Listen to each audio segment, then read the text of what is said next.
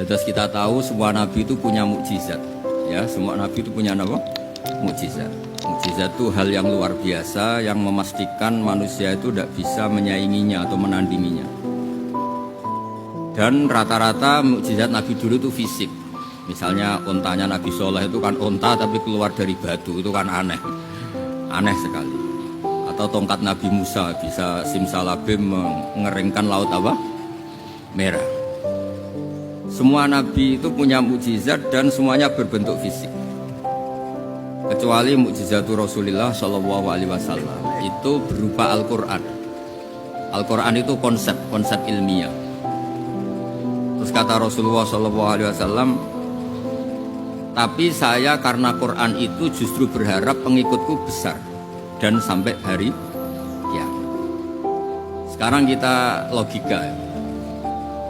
Andekan kamu punya tongkatnya Nabi Musa, kalau kamu suka uang, kepikirannya dijual apa dipakai? Kalau kamu suka uang, kalau kamu ahli suudon itu pikirannya ndak, ini asli ndak. Karena yang melihat di Turki itu ya sebagian gitu. Kalau yang suka perdukunan itu bayangkan tuh miliknya. Mungkin dipakai ngakali orang atau apa, pokoknya bayangkan tuh miliknya. Kalau yang kolektor pikirannya itu nanti ini laku berapa. Tapi kalau peneliti mungkin pikirannya itu ini asli apa enggak? Bukti aslinya apa? Repot lah. Lagi pula kalau kamu punya utang terus mau apa? Istri kamu marah mau apa? Kalau pakai tongkat. Nah, beda dengan mukjizatnya Quran itu semuanya apa? Ilmiah. Orang yang sedang harmonis dengan istri bisa pakai ayat di antara ayat-ayat Allah itu apa? Wa ja'ala bainakum mawaddatan warahmah. Nanti kalau ditakdir cerai, saya tidak menyarankan cerai. Kalau ditakdir cerai, itu masih dimotivasi sama Allah wa iyatafarraqa yuflillahu kullam min saati. Jika suami istri itu cerai, jangan-jangan suaminya dapat istri lebih baik, istrinya nanti dapat suami lebih baik. Jadi yang masa lalunya ada keprahara. Kan banyak orang suaminya meninggal ketika nikah lagi ditanya, kangen sama suami pertama, alhamdulillah ini lebih baik. Padahal suaminya yang meninggal itu berharap istrinya ini kangen, ternyata dia sudah syukur dapat suami yang lebih baik. Jadi Quran itu menunggui kita ila yaumil ya. Kita tidak bunuh diri, itu ya barokahnya Quran. Karena problem apapun kita dinasehati apa sabar, apa dinasehati sabar. Kan nggak mungkin kamu pegang tongkatnya Nabi Musa, punya masalah apa saja ngelihat tongkat, bisa apa tongkat. Tapi kalau Quran kan nasihat, solusi. Makanya Nabi berharap dengan Quran ini, saya berharap pengaruh saya, pengikut saya terbanyak ila yaumil ya. Terus beliau dikomentari begini sama ini Fathul Bari, sarahnya Bukhari. Al-muradu anna mu'jizatil anbiya inqaradat binqiradi a'sarihim. Falam yusyahidha illa man hadara.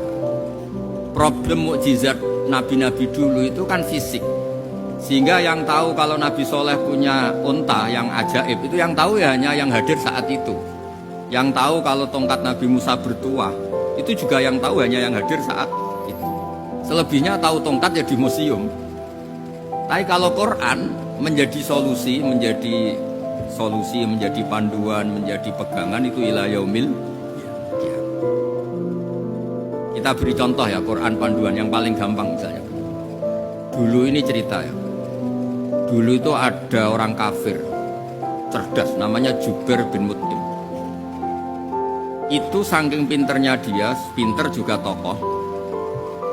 Itu sebagai delegasi pembebasan Asra Badrin. Jadi tawanan-tawanan perang Badar itu mulai dulu ya ada negosiasi mau dibebaskan. Terus orang-orang kafir ini menugaskan namanya Jubair bin siapa? Mut'im. Ini ada di Bukhari. Karena ini ngaji di Jakarta, kalau orang nggak tahu hadis juga tanya ini sahih enggak itu. Wong nggak tahu kok tanya itu aneh. Padahal kalau dibodoni itu ya nggak tahu. Tapi ya tetap tanya, hadisnya ini sahih enggak. Ini kata kiai apa kata nabi ini? Memangnya kata nabi kamu dengar kan ya lewat kiai. Setelah itu Jubair itu datang ke Medina. Dengerin ya, datang ke mana? Kemudian dengar Nabi baca Wattur pas sholat maghrib. Jubair karena Nabi dulu gak ada hotel, gak ada pondok ya. Pondoknya Nabi hanya sufah itu. Nabi baca maghrib, bukan diskusi, bukan debat, baca. Wattur wa kitabim mastur fi raqqim mansur wal baitil ma'mur wasaqfil marfu wal bakhril masjur terus. Kemudian sampai pada titik ayat am khuliqu min ghairi syai'in.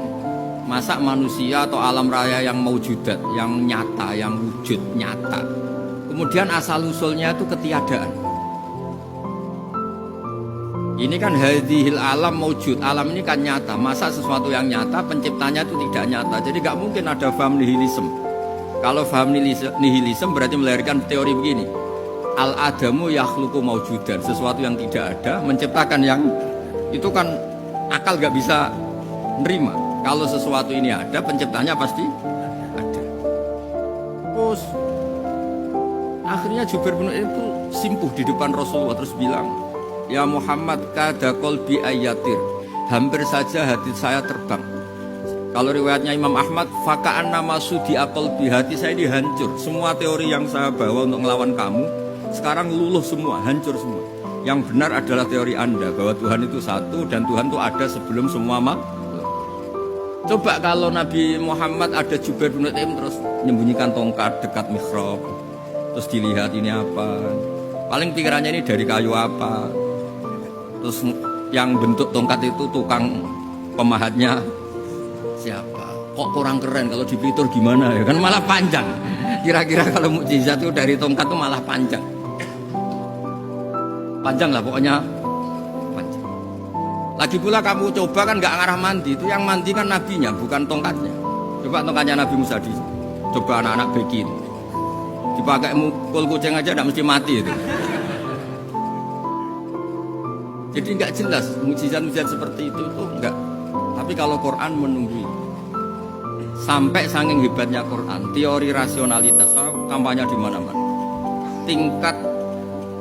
Tingkat validitas, tingkat kebenaran Quran itu bahkan bisa diuji tanpa membuktikan, tanpa apa? Cukup pakai akal. Saya tidak bosan-bosan cerita ini karena ini khazanah kita.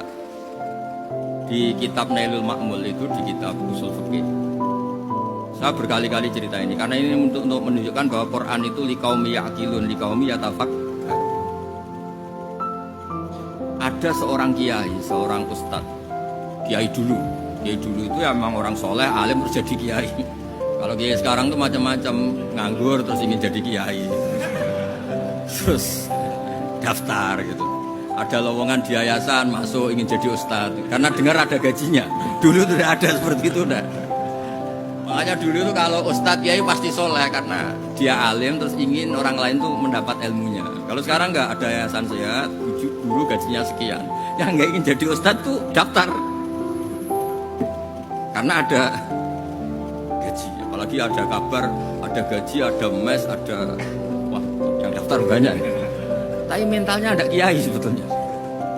Ya kalau sampean tanya itu baik dah Gus, ya setengah baik. Ya maksudnya setengah baik ya ada baiknya, namanya profesi ngajar itu kan baik. Tapi setengah saja karena motifnya itu nyari gaji, bukan ingin mencerdaskan umatnya Rasulullah SAW. Itu Imam Amudi itu guru matematika. Saya nggak bosan-bosan cerita ini, guru matematika. Muridnya sampai takut, ini masuk surga ndak? Kiai kok ndak ngajarin istighosa atau tahlil, malah ngajarin apa? Matematika. Beliau meninggal terus muridnya tanya, ma fa'alallahu bik, kira-kira gitu. Apa yang dilakukan Allah? Allah nyambut Anda gimana? Terus kata Imam Amudi, bagus saya disuruh ngajar malaikat. Karena malaikat kan nggak pernah kayak anak beki gini ngaji gini. Malaikat tuh nggak pernah ngaji, dia iman saja karena tahu surga, tahu neraka terus iman gitu aja. Jadi imannya malaikat tuh nggak keren kita. Imannya loh ya. Loh itu yang ngendikan Nabi loh, tidak saya. Nabi pernah tanya sama sahabat, iman yang paling keren siapa? Jawabannya sahabat malaikat. Ya enggak, karuan malaikat iman. Dia yang tahu surga neraka, tahu segalanya, masa ada iman? Ya pasti iman lah katanya. Terus ya para sahabat engkau iman ya wajar kan, menangi saya, nemuin saya. Yang hebat itu orang-orang yang tidak melihat saya, tidak saya didik tapi tetap iman. Karena dididik akal, ya tadi dididik Quran apa dididik